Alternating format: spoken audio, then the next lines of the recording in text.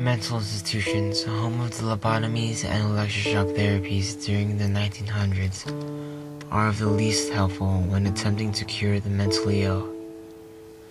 Most of the hospitals were located in rural areas, wherein they were underfunded and understaffed. Although built for good intentions, these institutions deprived its patients with the luxuries of communicating with the outside world, and these victims were given inadequate care and therapy.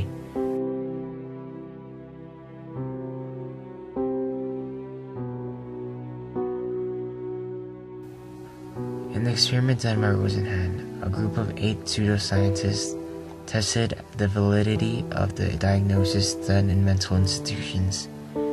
His experiment concluded that doctors of the institutions were unable to distinguish between the mentally ill and the healthy patients.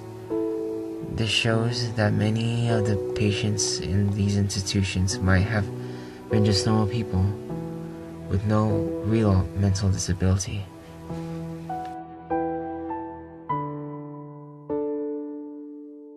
It even becomes worse for these patients when they are deinstitutionalized.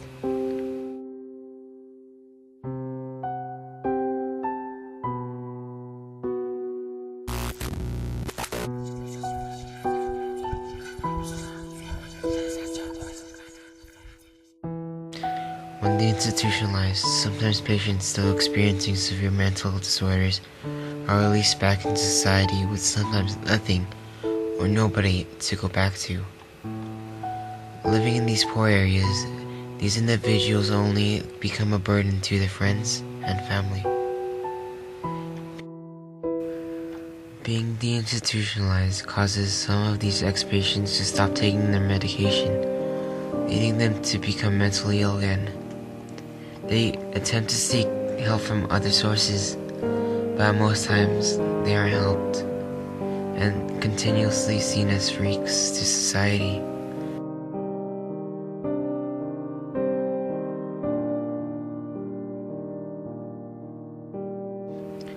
Most are unable to take care of themselves and have difficulties coping with the mechanics of daily life.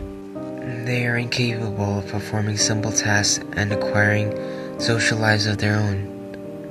And like institutionalization, sometimes the problems worsen. These experiences have even led to some to become homeless or commit suicide.